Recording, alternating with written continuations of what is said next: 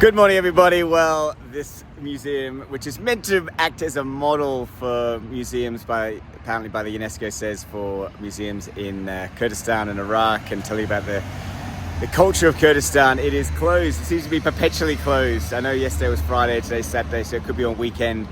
It says everywhere it's open from 8 till 5, but clearly they've changed the opening hours, so I'm going to miss it. Next time I'm back, I guess I'll see it.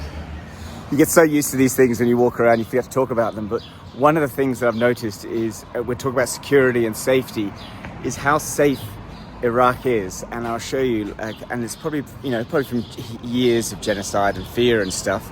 However, here is a building site. There's no one around. There's a restaurant. There's hardly anybody around. The seats are still out. Here in the building site, there's no wire metal fence around or big signs to say keep out. There's like cushions and building materials. It's all pretty clean. It's like in Australia, people would be stealing stuff. And it's a lot, I feel safer here than I do in Australia in a lot of places. And I feel also way safer here walking around at night in the streets and the corners than I would in London, like let alone New York and those places. But it is just a reflection on the misconception that we have in Australia, certainly. I don't know about the rest of the world, that Iraq is this dangerous, deadly places with evil lurking around every corner. Whereas here's just an example of a building site down a side street, and it's one of many. And I just stopped because it was in my mind, because people are talking about, texting me saying how safe is it, and it's scary, and you shouldn't be there, and all this sort of stuff.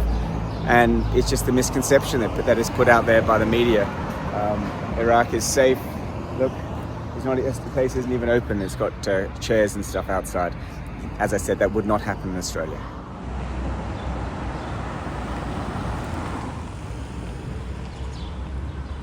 All right, folks, brace yourself. This is going to be a tough one. I have been kind of putting this off, but it needs to happen. The Kurdish massacres, the Saddam Hussein period, and as one of the poems, there was a park in Erbil, which had poetry on stones, and one of the poems reads, "Freedom is not free," and that is really represented here. And they've kept this place pretty much. You can still see, look here, you can still see the bullet holes.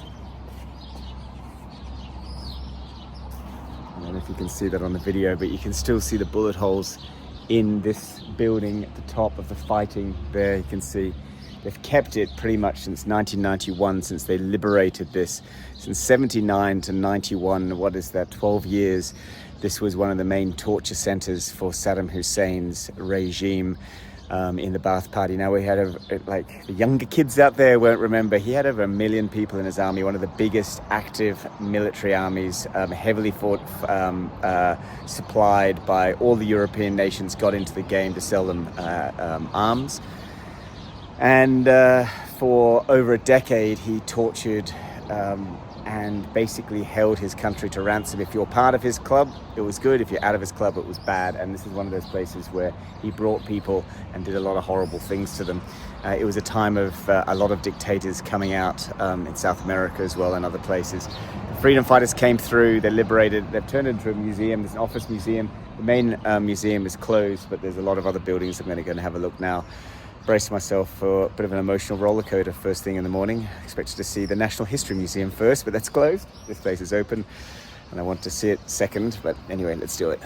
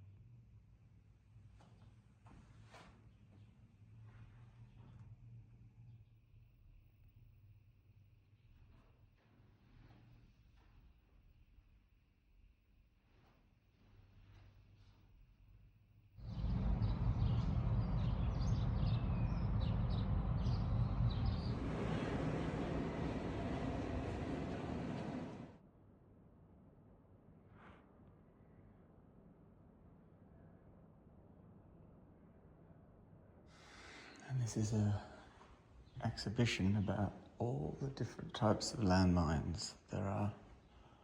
Look at them. Horrible.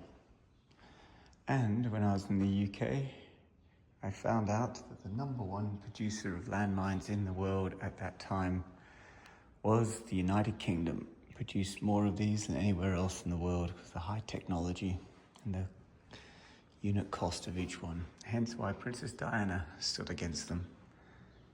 Little known fact that England made its money on slavery and landmines and defense weapons. War and violence. I'm feeling a little bit sick after all that, and then it still goes on. Oh great, I've just been led to this place. The jails and torture section.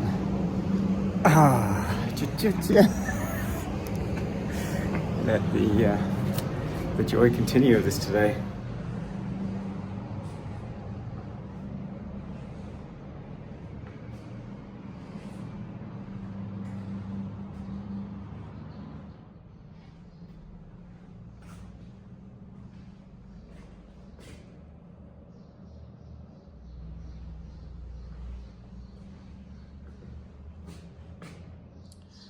Apparently the 150 men always kept in here and in there, and that's when they passed this stage where they were handcuffed, shackled to the wall, and every security officer would put their cigarette out and kick them. The thing is, it happens today as well. This isn't new. Each person had 3 brick spaces. 1, 2, 3. That was the size of space you were allocated in here. And so you had to shuffle and take it in turns.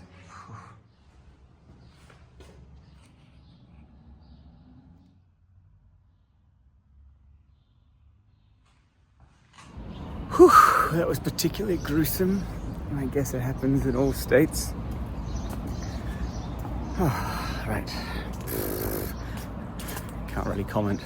Just the rise of ISIS is what's got on my head. I've realised how much wars it's been, and now, just as they get independence in 2017, there's now ISIS hitting them. And this is a room of mirrors to symbolise all the spies and deceiving people that there were against the Kurdish people.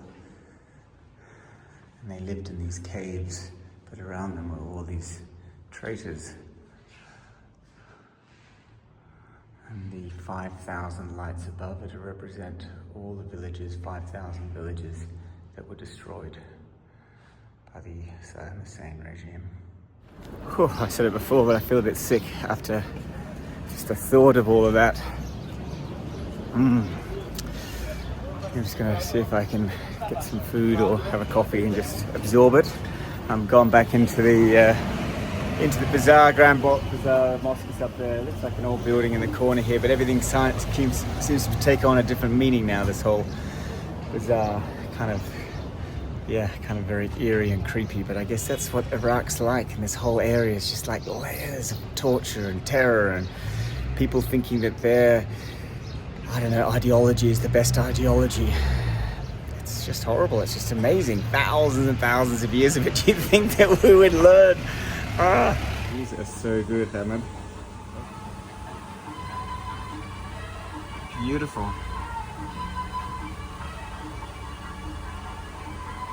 Look at that. That's very all right, Hamid. Thank you so much. Look at your shop. Good friend, yeah, thank you. We've got 3 great things from the shop, and I came in looking for one. That's the way it is, and look at it. It's just a mixture of history. It's history from all the ages. Amazing. Nice day for you. Thank you very much.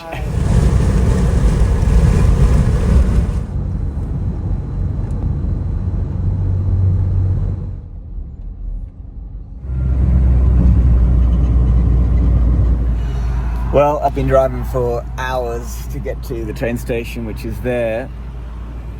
However, they've said the train has left an hour early.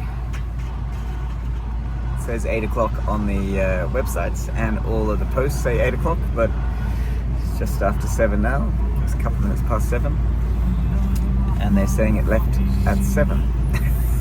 So now I've got to fly from Basra. I've got to somehow find my way to Basra tonight. It's gonna be a long night. All right, well, we're now going to race the train in the taxi and see if we can catch up to it and get to the next station.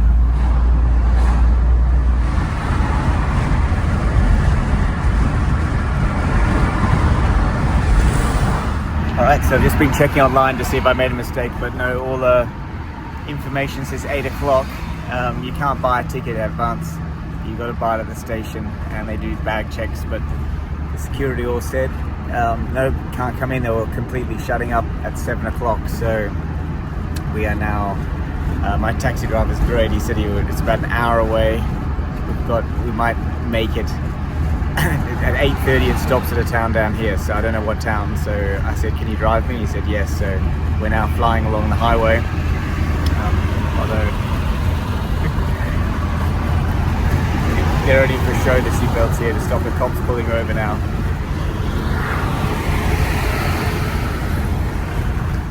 This is the station. Drive right up to the platform. Oh, well, what an adventure. Okay, I don't know if you heard in the car, so everything said it left at 8. The actual train left at 7, so the security guards kicked us out. But the driver said he could race the train, and we've come to this station here. I've shown my passport. There are people waiting. The soldiers say there's a train coming. I haven't got a ticket yet. I can hear a train coming in. Right, I've got to sort out a ticket before I miss this. I'm still not sure what's going on because there's no ticket, so just get on the train. So anyway, if I'm on the train, I'm hopefully, I don't know how that works. It's one bit at a time. There's a lot of stress going on. People are rushing in, but I think I've just worked out that if you get a seated ticket, you buy a ticket beforehand. If you want to have a sleeping cabin, you buy it on the train. That's what I think is happening. I don't know. How exciting. And look, it's nearly a full moon as well. Oh, here comes the train.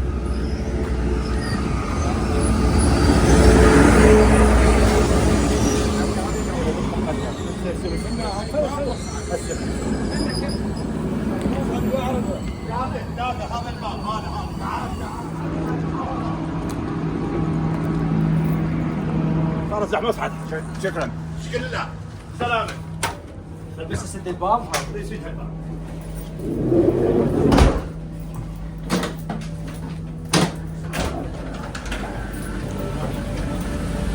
On the train. Hello.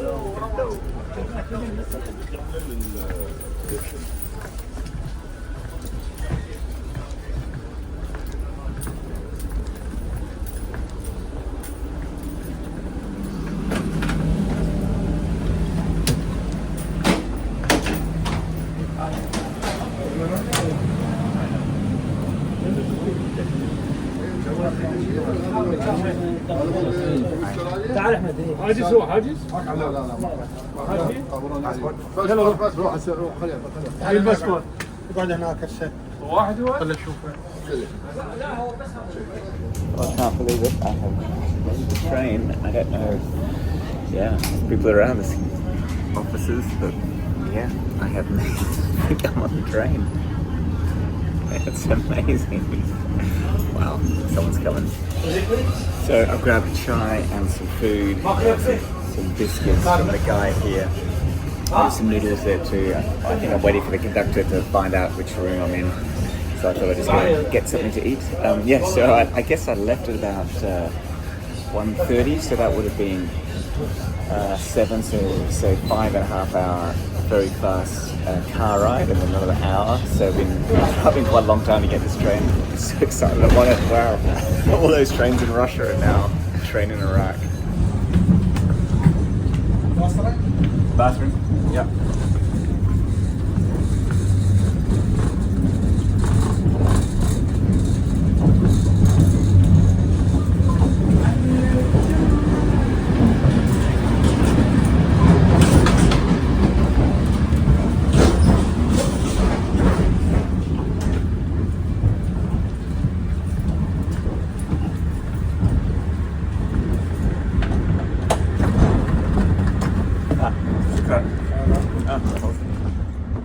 Any? Like this one? Good. Yeah.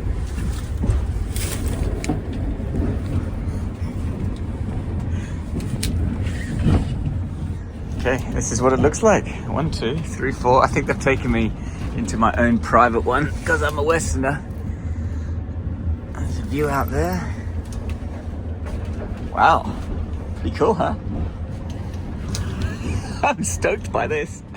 I made the train, I can't believe it. Alright, let's see what the toilet's like.